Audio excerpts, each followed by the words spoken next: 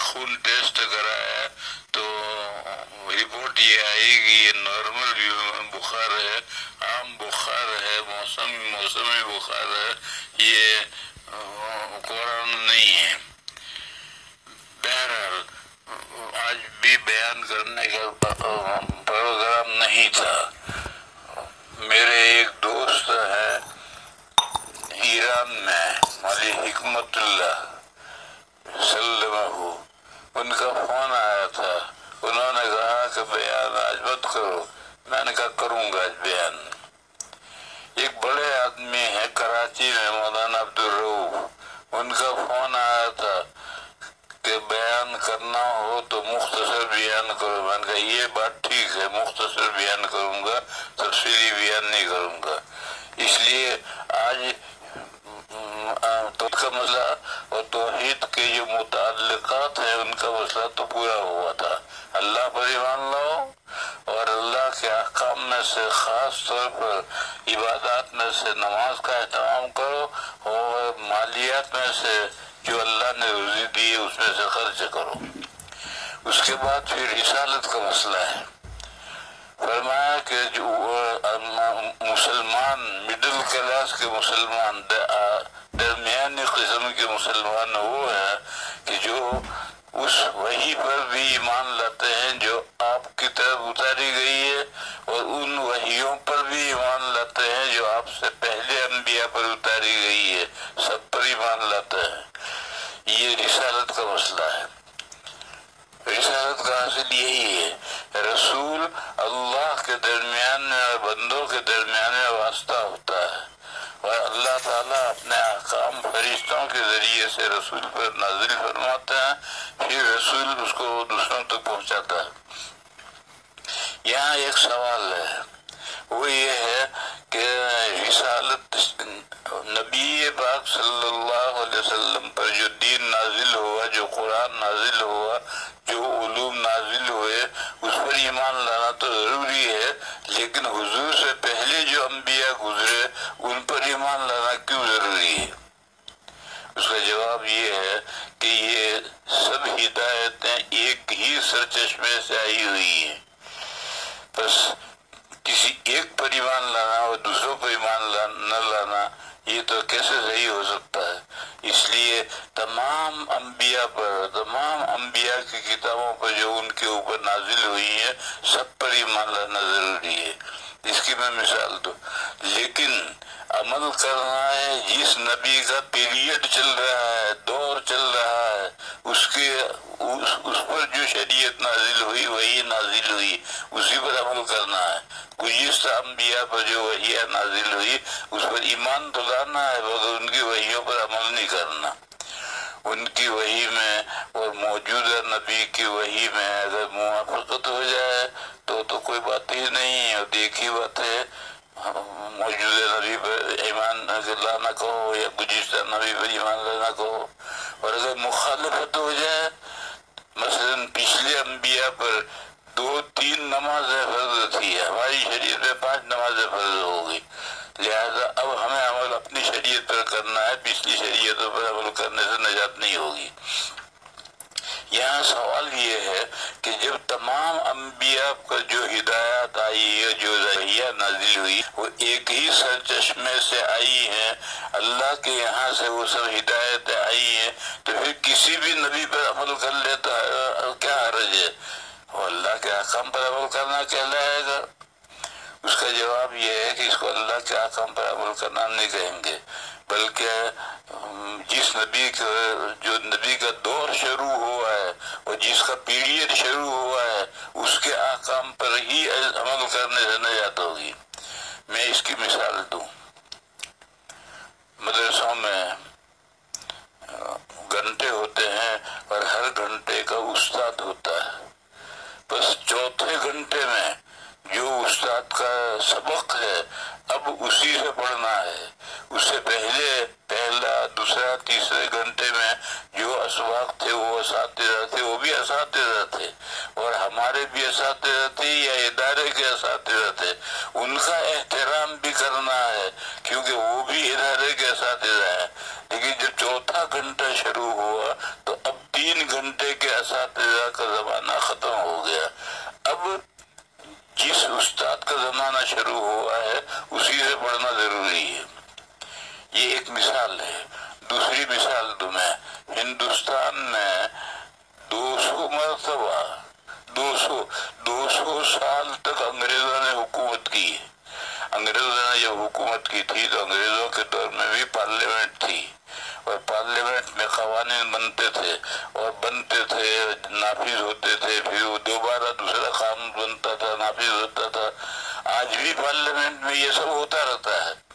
بس جب یہ قانون منسوخ ہو گیا، اسی جگہ پر دوسرا قانون آ گیا، تو اب پہلے قانون پر عمل کرنے کا کوئی مطلب نہیں ہے۔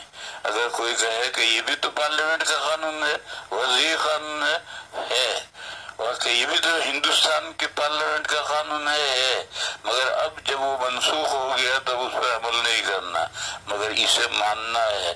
گز میں وہ سب قوانین ترتیبات چھپے ہوئے کہ فلاں سن میں یہ قانون بنا تھا، پھر ختم ہو کر اس کے بعد فلاں سن میں یہ قانون بنا، سب ہے، اور ان سب کو ماننا ہے کہ یہ ہندوستان کی پارلیمنٹ کے سارے قوانین ہیں، مگر آج کی پارلیمنٹ نے جو قانون نافذ کیا ہے اسی پر عمل کرنا ہے، تو پہلے قوانین پر عمل کرنے سے نجات نہیں ہوگی۔ نبوت کے تعلق سے یہی ایک نقطہ مجھے بتانا ہے۔ لوگوں کے ذہنوں میں یہ سوال آتا ہے کہ جب تمام انبیاء برحق ہیں، ان کی کتابیں برحق ہیں، پھر موجودہ نبی ہی پر ایمان لانا کیوں ضروری ہے؟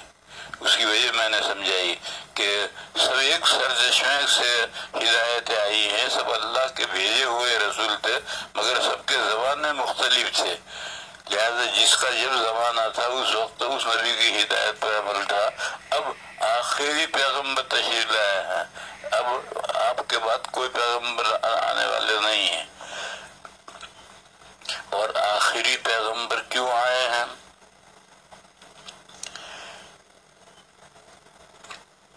ہدایت کی روشنی قیامت تک زمین پر باقی رہنی ضروری ہے، تاکہ بندے نہ کہہ سکیں کہ ہم تو آپ کے دین سے غافل تھے، کیسے عمل کرتے، یہ نہ کہہ سکے۔ اس لیے اللہ تعالیٰ نے اپنا کلام کبھی بھی نازل نہیں کیا، سب اللہ کی کتابیں نازل ہوتی تھی۔ پھر جب دور آخر آیا اور آخری پیغمبر آئے تو ان پر اللہ نے اپنی کتابیں نازل کی، اپنا کلام نازل کیا، اور اللہ کا کلام ہوا لا مبدل لکلمات اللہ، اللہ کے ان باتوں کو کوئی بدل نہیں سکتا ہے۔ آج تک 1400 سال ہو گئے ہیں، قرآن کریم کا زبر زیر ادھر سے ادھر کوئی نہیں کر سکا ہے، اسی حال میں قرآن کریم محفوظ چلا رہا ہے جس حال میں نازل ہوا تھا۔ یہ اللہ نے اپنا کلام کیوں نازل کیا؟ تاکہ یہ قیامت تک باقی رہے۔ جب قیامت کا بالکل قرب آئے گا تو قرآن کریم اٹھا لیا جائے گا، لیکن جب تک قیامت نہیں آئی وہاں تک تو قرآن کریم باقی رہے گا، کیونکہ اگر قرآن کریم نہ باقی رہے تو ہدایت کی روشنی کیسے باقی رہے گی؟ اور ہدایت کی روشنی ضروری ہے۔ ایک قصہ مجھے یاد آیا، ایک مرتبہ میں ملاقات کے لیے گیا، یورپ کا سب سے بڑا پادری تھا یہودیوں کا، اس سے ملاقات کرنے میں گیا، اسے اپوائنٹمنٹ لے کر کے پروگرام لے کر کے میں گیا تھا۔ میں نے اس سے چند سوالات کیے تھے، ان میں سے ایک سوال یہ کیا تھا کہ تم یہ کہتے ہو کہ موسیٰ علیہ السلام کا مذہب آخری مذہب ہے، چلو مان لو کہ آخری مذہب ہے، اور موسیٰ علیہ السلام کی تورات اور موسیٰ علیہ السلام کا دین قیامت تک چلے گا، اور دوسری طرف تم یہ کہتے ہو کہ جو یہودی نسل سے ہے وہی یہودی ہو سکتا ہے، غیر یہودی جو یہودی نسل سے نہیں وہ یہودی نہیں ہو سکتا۔ تو پھر یہ بتاؤ کہ یہ جو غیر یہودی ہے، جو یہودی نسل سے نہیں ہے، ان کو اللہ کی ہدایت اور روشنی کہاں سے ملے گی؟ تو اس کے پاس اس کا کوئی جواب نہیں تھا۔ صحیح بات یہ ہے کہ یا تو یہ کہو کہ تو موسیٰ علیہ السلام کی جو دعوت تو نبوت رسالت تھی اور تورات تھی یہ سارے انسانوں کے لیے ہے، عالمگیر ہے یہ کہو، اور اگر کہتے ہو کہ نسلی ہے، یہ خاص نسل کے لیے یہ یہودیت ہے، تو پھر باقی ساری دنیا کے لیے ہدایت کہاں سے آئے گی، روشنی کہاں سے آئے گی؟ بہرحال اس کے پاس اس سوال کا کوئی جواب نہیں تھا، اس نے کوئی جواب نہیں دیے۔ تو لیکن یہ بات سمجھنے کی ہے کہ سارے انبیاء پر تو ایمان لانا ہے، ان کی وحیوں پر بھی ایمان لانا ہے، ان کی کتابوں پر بھی ایمان لانا ہے، لیکن عمل کرنا ہے اس پیغمبر کی نبوت پر جو جس کا دور پیریڈ شروع ہوا ہے اور جس کا زمانہ شروع ہوا ہے، اس کی نبوت اور اس کے احکام پر عمل کرنا ہے۔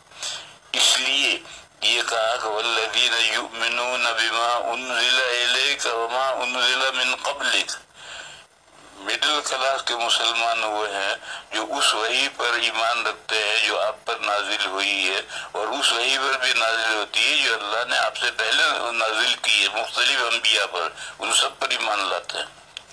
اس کے بعد پھر رسالت کے مسئلے کے بعد آخرت کا مسئلہ آتا ہے، وبالآخرۃ ھم یوقنون، اور وہ آخرت کو بھی مانتے ہیں۔ یہ آخرت کیا ہے؟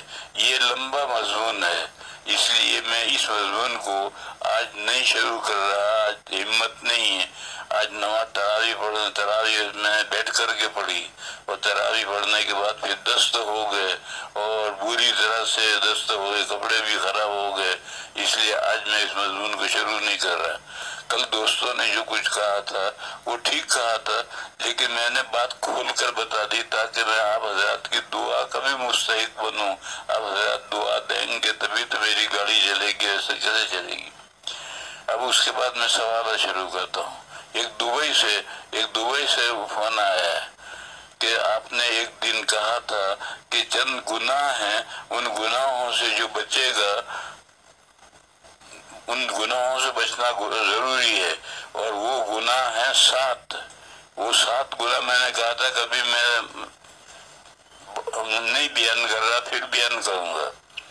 وہ میں نے اس وقت اس لیے بیان نہیں کیے تھے کہ مجھے حدیث کا متن یاد نہیں تھا، اور اب میں اس کو دبئی سے فون آیا تھا کہ لندن سے ایک فون آیا تھا کہ وہ گناہ کون سے ہیں بتائیں، تو وہ گناہ 7 یہ ہیں، حدیث شریف میں ہے، یہ بخاری مسلم کی حدیث ہے، اجتنبوا السبع الموبقات، وہ 7 گناہ جو ہلاک کرنے والے ہیں ان سے بچو۔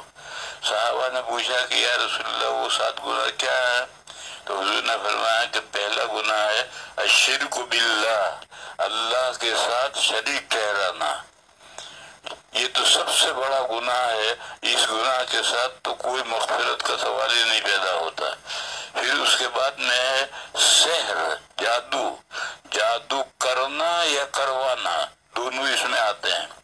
تیسرا ہے قتل النفس التي حرم اللہ الا بالحق، کسی ایسے بندے کو قتل کرنا جس کا قتل کرنا اللہ نے حرام کیا ہے، مسلمان ہی نہیں، کوئی بھی بندہ ہے جس کا قتل اللہ نے حرام کیا ہے اس کو قتل کرنا، یہ تیسرا گناہ ہے۔ چوتھا ہے اکل الربا، سود کھانا۔ پانچواں ہے یتیم کا مال کھانا۔ یتیم کا مال کون کھاتا ہے؟ جو سرپرست ہے اس کا، وہ گڑبڑ کرتا ہے اور مختلف طرح سے ہیلوں سے یتیم کا مال کھاتا ہے، تو یتیم کا مال کھانا یہ 5واں گناہ ہے۔ پھر اس کے بعد 6واں گناہ ہے تولی یوم الزحف، جس دن دشمن کے ساتھ مقابلہ ہو اور مڈ پھیڑ ہو اس دن پیٹھ پھیرنا، یہ گناہ ہے، 5واں گناہ ہے۔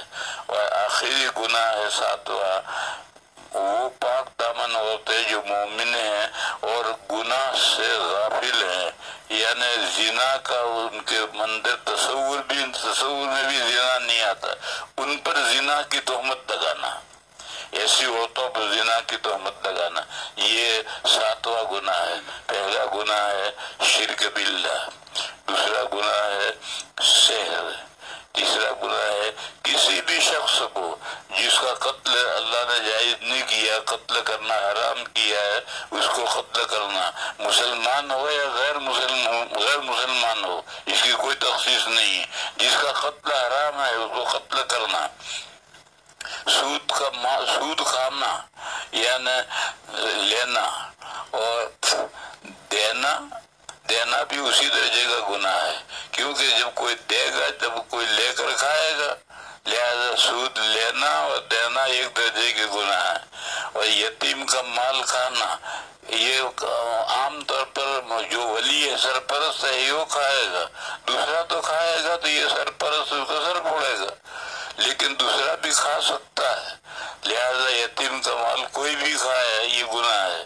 اور جب دشمن کے ساتھ مقابلہ ہو اور مٹ بھیڑ ہو اس وقت میں پیٹھ پھیرنا یہ گناہ ہے۔ اور تیسرا تہمت لگانا ایسی مومن عورت پر جو پاک دامن ہے، جس کے ذہن میں بھی کبھی زنا کا تصور نہیں آیا، ایسی عورت پر زنا کی تہمت لگانا، یہ میں نے پچھلے سوال کا جو دبئی سے آیا تھا اس سوال کا جواب دیا ہے۔ اس کے بعد بہت سارے سوال آئے ہیں اور تفصیلی سوال ہیں، اس لیے ان سوالات کو آج نہیں بیان کرتا، ان کو بھی